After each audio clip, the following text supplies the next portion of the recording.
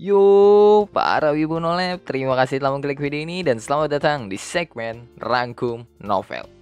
Di segmen Rangkum Novel kali ini gue mau ngelanjutin rangkuman web novel Tsukigami Chibiku Isekai Dochu mulai dari chapter 93 sampai dengan chapter 96. Dan maaf nih Cuki, gue cuma bisa ngerangkum 4 chapter doang. Soalnya kondisi fisik gue lagi kurang enak lah. Jadi ya gue cuma bisa ngerangkum 4 chapter, tapi tetap gue usahain buat ngerangkum, apalagi buat lu pada nih yang udah donasi di Saweria gue, makanya gue tetap gitu kan buat ngerangkum walaupun cuma sedikit.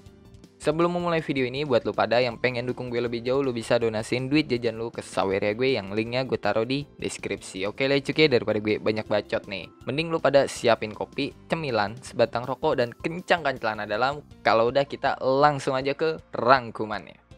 Chapter 93 dibuka dengan Makoto yang lagi ada di tokonya.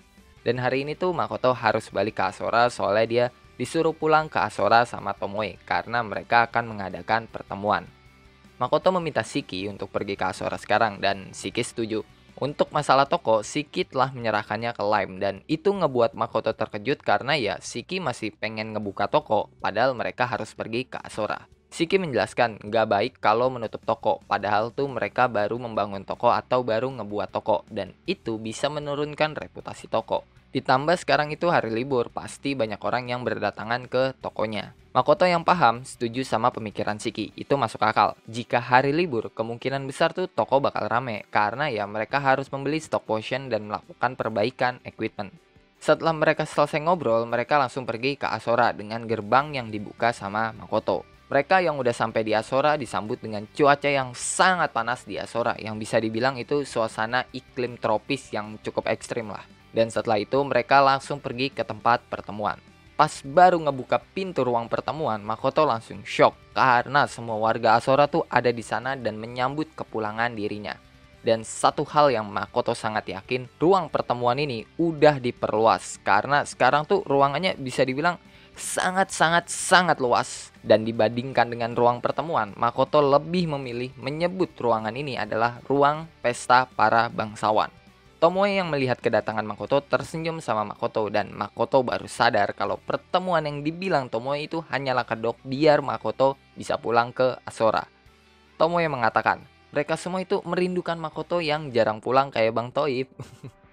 Ya, alasan Makoto jarang pulang ke Asora karena cuaca di Asora itu sangatlah ekstrim menurut Makoto. Karena ya kayak yang gue bilang tadi, kalau di Asora sekarang lagi mengalami cuaca iklim tropis yang cukup ekstrim.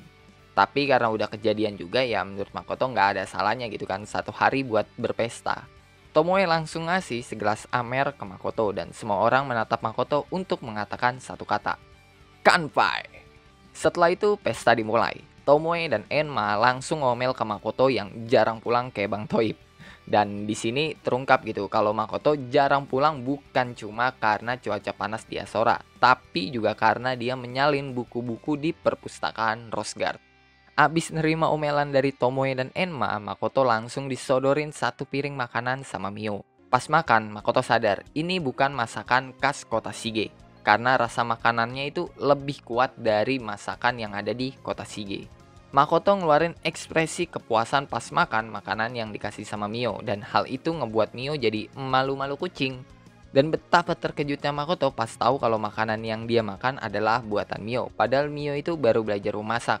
Dan itu membuktikan kalau Mio tuh sangat-sangat serius dalam belajar memasak, yang mungkin dia setiap hari gitu kan, atau mungkin setiap saat dia belajar memasak. Ya itu lebih baik menurut Makoto daripada Mio harus ngebuat onar gitu kan di kota Shige. Setelah itu Tomoe langsung menyuruh Emma untuk membawa sake dan beberapa cemilan ke ruang rapat, sedangkan Makoto disuruh sama Tomoe untuk bertemu sama para warga yang merindukan Makoto. Dan dengan segelas amer di tangannya, Makoto, Tomoe, dan Shiki pergi ke tempat warga Asora yang berkumpul untuk melanjutkan pesta. Chapter 94 dibuka dengan Makoto dan ketiga servannya yang lagi rapat. Tomoe melaporkan hasil penyelidikannya di kerajaan Limia yang dia lakukan selama beberapa hari. Dia mengatakan kalau dia tuh ketemu sama pahlawan badut yang bernama Tomoki di Limia. Tapi si badut itu nggak berasal dari Limia melainkan dari Gritonia. Dan si badut ini juga ditemani sama putri kerajaan Gritonia yang bernama Lily.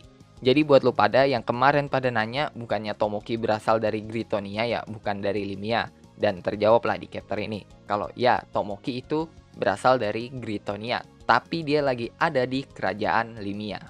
Makoto yang dengar penjelasan Tomoe ngerasa ada yang aneh. Kenapa pahlawan dan putri kerajaan dari Gritonia bisa ada di kerajaan Limia? Tomoe melanjutkan laporannya kalau dia membaca pikiran Lily dan betapa kagetnya Makoto pas dengar kalau Lily lagi ngebuat pistol dan bubuk mesiu. Jelas menurut Makoto ini suatu masalah. Makoto yakin pistol yang mereka bikin bukan buat ngelawan iblis, tapi buat misi pembunuhan. Dengan kata lain, pistol itu dibikin buat ngebunuh sesama manusia. Dan Makoto bisa yakin itu karena pistol nggak bakal berguna buat lawan iblis ya. Kalau nggak berguna buat lawan iblis, siapa lagi kalau bukan manusia? Dan ini bisa jadi suatu masalah karena yang bikin pistol itu kerajaan Gritonia yang dikenal sebagai negara militer. Tomoe mengatakan kalau party Tomoki itu rombongan yang ngeselin. Bahkan Tomoe pengen langsung mengeksekusi mereka. Tapi dia menahan diri dan nunggu keputusan dari Makoto. Takutnya nanti pas dia ngebunuh rombongannya Tomoki itu bisa jadi masalah buat Makoto, menurut Tomoe. Mendengar keputusan Tomoe, Makoto setuju. Makoto mengatakan kalau dia tuh harus ketemu sama Tomoki dulu, setidaknya satu kali. Biar dia bisa menilai apakah Tomoki harus dibunuh atau enggak. Makoto juga nggak bisa kalau sekarang harus perang sama kerajaan Gritonia yang dikenal sebagai negara militer. Mungkin dia bakal menang, tapi masalah yang lebih gede pasti bakal datang. Mengingat Tomoki dipanggil langsung sama si Dewi Brengsek. Dan Lily yang merupakan putri kerajaan Gritonia kalau sampai mati di perang itu bisa menyebabkan perang yang sangat-sangat besar menurut Makoto. Tapi satu hal yang pasti buat Makoto, dia harus membuat rencana untuk ngancurin pembuatan pistol sebelum selesai dibuat. Pistol terlalu berbahaya kalau sampai kesebar luas di masyarakat, menurut Makoto. Tomoe melanjutkan laporannya dengan bilang gak ada tanda-tanda Sofia dan Lancer di sana, yang menandakan kalau mereka berdua masih hidup. Dan Tomoe juga mengatakan gak ada jejak sihir Makoto di sana, jadi mustahil Makoto bisa dilacak sama pihak iblis ataupun sama si Dewi Brengsek. Mendengar hal itu, Makoto jadi lega, karena ya selama beberapa bulan ke depan dia akan merasa lebih tenang. Setelah itu, Tomoe mengatakan kalau ada iblis yang mengamuk menurut para penduduk sekitar, sampai nyiptain hujan meteor dan ngebuat danau. Dan itu ngebuat Makoto shock dan bilang, untung aja nggak ketemu sama dia. Yang malah itu ngebuat Tomoe nahan tawa dan Shiki yang juga nahan tawa. Makoto cuma kebingungan ngelihat dua servannya nahan tawa. Ya, Makoto di sini nggak tahu gitu kalau yang dimaksud iblis pencipta danau adalah dirinya sendiri. Setelah itu, Tomoe mengatakan kalau besok dia akan mulai melakukan penyelidikan tentang transmisi pikiran dari pihak iblis. Karena mungkin itu bisa jadi petunjuk buat menolak transmisi pikiran dari si Dewi Brengsek yang menteleport Makoto seenak jidatnya. Setelah selesai melaporkan itu, Makoto bertanya tentang Lime, mata-mata di kota Shige, dan kedua anak Rembrandt. Tomoe bilang Lime bisa dipercaya dan cukup berguna. Buat mata-mata di kota Shige, Tomoe sudah mempekerjakan Lime sebagai mata-mata. Sedangkan buat kedua anak Rembrandt, Tomoe cuma bisa bilang tidak ada informasi sama sekali. Karena kedua anak Rembrandt itu nggak keluar rumah karena sakit. Setelah mengatakan itu, Makoto berterima kasih sama Tomoe dengan hasil penyelidikannya, terutama soal Lime, yang ngebantu banget di kota Rosgard. Tomoe sedikit malu dengan ucapan terima kasih Makoto yang dia tunjukin dari ekspresinya yang menurut Makoto tuh cantik banget Tomoe di situ. Tomoe bilang Lime sekarang lebih kuat dari Mondo, ogre hutan terkuat di Asora.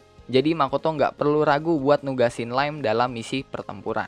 Setelah mendengar laporan Tomoe, Makoto pengen ngasih laporan dia dan Shiki di kota Rosgard. Tapi dipotong sama Tomoe yang bilang, aku udah dengar laporan terpenting dari pihak Waka.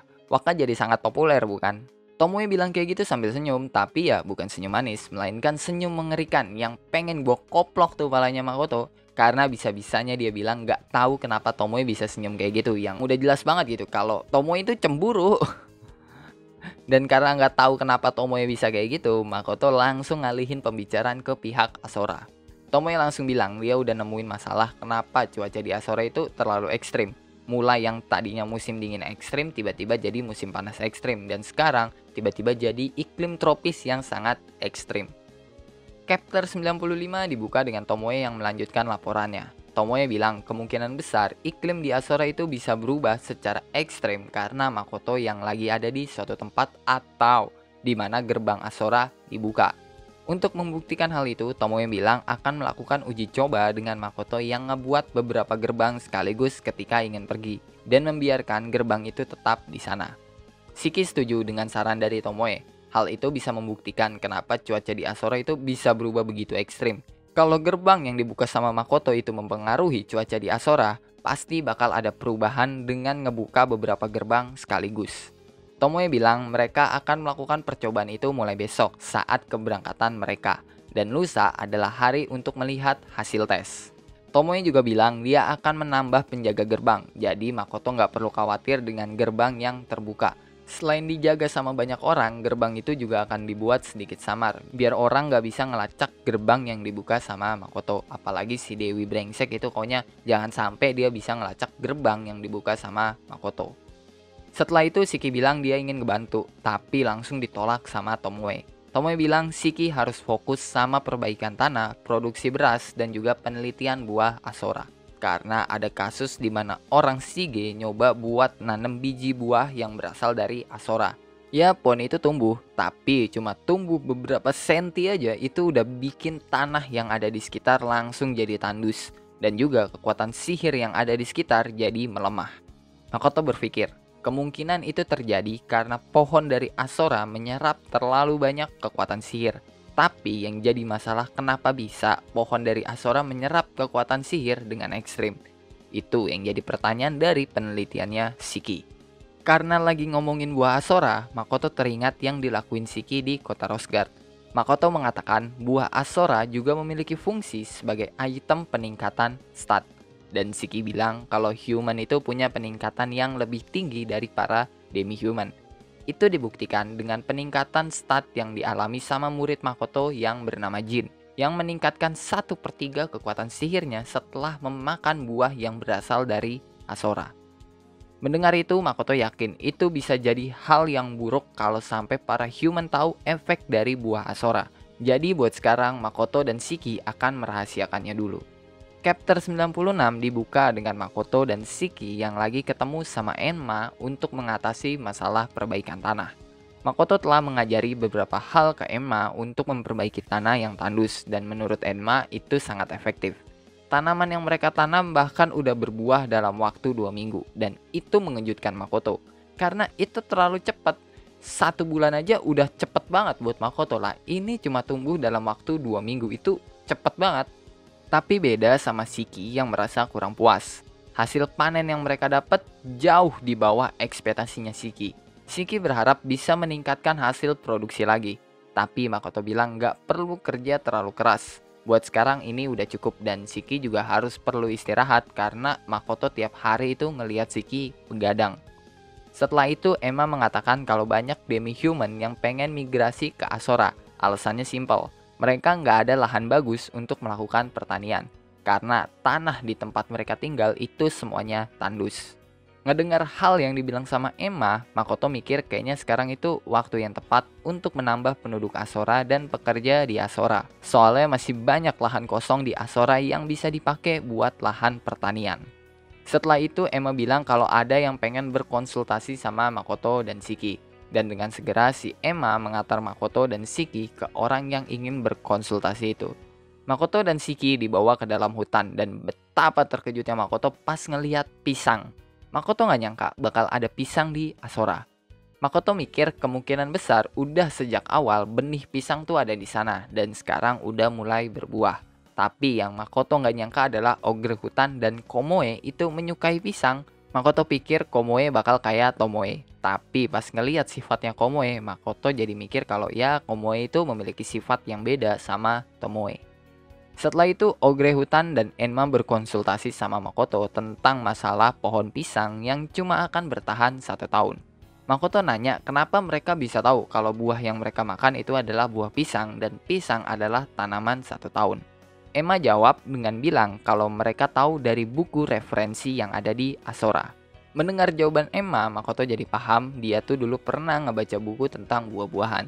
Jadi udah pasti kalau mereka itu baca dari buku yang sama. Karena segala sesuatu yang pernah Makoto lihat akan jadi buku di Asora. Itu yang dimaksud dengan buku referensi sama warga Asora. Makoto mengajarkan mereka tentang cangkok tanpa benih, okulasi, dan yang sebagainya lah. Yang didengerin sama mereka termasuk Komoe. Setelah selesai menjelaskan, Makoto cukup terkejut dengan kepribadian ogre hutan yang berbeda dari pertama kali mereka ketemu. Emma bilang itu semua karena didikan Tomoe, Mio, dan Komoe.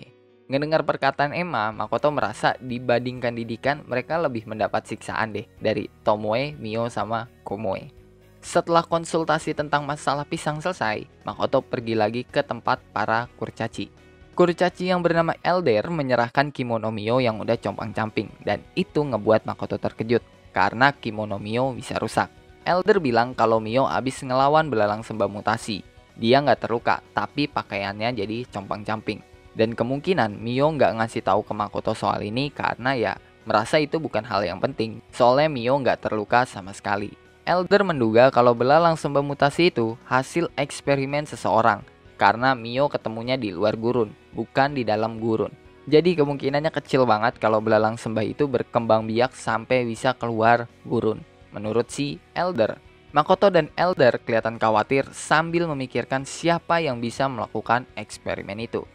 Shiki dengan ketakutan ngangkat tangannya dan bilang kalau dia yang melakukan eksperimennya.